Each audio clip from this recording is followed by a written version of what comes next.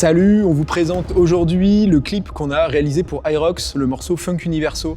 Irox, c'est un artiste lyonnais, précurseur en France de la funk brésilienne, un sous-genre de l'électro. Il est venu nous voir avec son morceau, Funk Universo, qui est devenu viral avec plus de 100 millions de streams. Et donc on vous laisse découvrir le clip.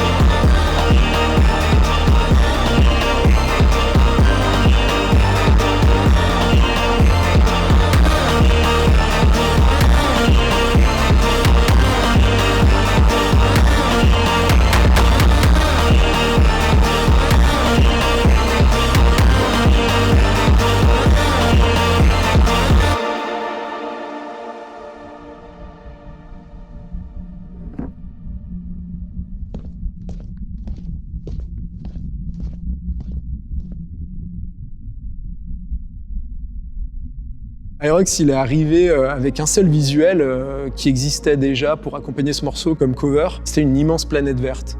Donc on s'est entendu tout de suite avec Irox sur ce genre, donc la science-fiction fantasy, qu'on affectionne beaucoup d'ailleurs. Ce qui a mené très vite à l'idée de voir Irox mixé dans l'espace, dans son vaisseau, par exemple avec sa platine, parce qu'on voulait le mettre en scène pour qu'il apparaisse en chair et en os et pour que son public mette bien sûr un visage sur sa musique. Ensuite, il y a une deuxième ligne narrative qui s'est imposée dans le scénario. Il quitte son vaisseau pour explorer une autre planète dans un montage en parallèle. Dans les premières versions du storyboard, l'idée c'était de contrebalancer cette ambiance verdoyante par d'autres environnements avec des contrastes forts. On voulait des séquences marquantes en termes de dominante de couleurs. Donc par exemple jaune-orangé pour la deuxième planète, bleu pour le vestiaire du vaisseau ou bien rouge pour le sas de décompression par exemple.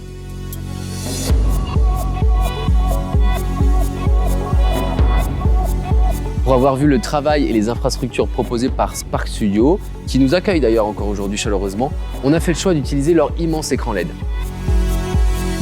L'avantage du mur LED, contrairement à l'incrustation fond vert, là on a tout de suite le résultat en retour sur le plateau directement. Sans compter aussi le gros travail en post-prod. Mais tourner devant un écran LED, ça change pas mal le travail de lumière par rapport à un studio classique. Ben, notre chef-op qui connaissait déjà cette technologie, a parfaitement adapté ses lumières pour compléter le rétroéclairage de l'écran, qui crée en fait déjà une grande partie de l'ambiance lumineuse du plateau. L'immersion est totale grâce aux éléments de décor réels qui viennent compléter le décor virtuel. Un gros travail d'Arnaud, le chef déco, qui a proposé plein de choses. Par exemple, sur la première scène où on a installé un lit, un bureau aussi, une barrière, des caisses, pour cacher la transition entre l'écran et le sol et pour rendre encore plus crédible l'ensemble. La grande force du système chez Spark Studio, c'est aussi le tracking en 3D de la caméra réelle et la prise en compte de la focale, de l'objectif utilisé sur la caméra, du niveau de zoom, de la mise au point aussi. L'écran n'est pas juste une image placée derrière les acteurs, parce qu'en fait, l'environnement 3D virtuel va réagir en temps réel à ce qui est vu par la vraie caméra. On obtient dans l'écran l'effet de parallaxe qu'on a dans la vraie vie. Le parallaxe, c'est cet effet visuel qui fait que plus un élément est proche, plus il se déplace vite, et plus il est loin, plus il semble immobile. Et donc ça va permettre d'exploiter pleinement les environnements 3D créés par notamment Laurent et Martin de chez Pixel Commando et de donner l'illusion en direct qu'on se trouve sur la planète ou dans un vaisseau.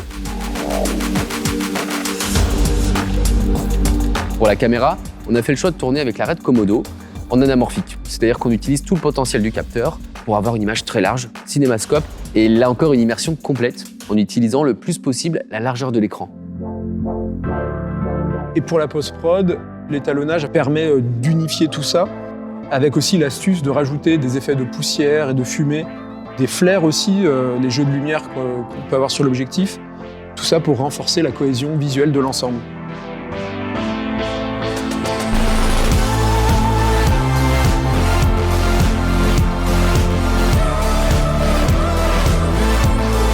Et ben merci à tous d'avoir suivi ce making of, on espère que ça vous aura plu, que vous aurez appris des choses, et puis on se retrouve pour de prochaines aventures audiovisuelles.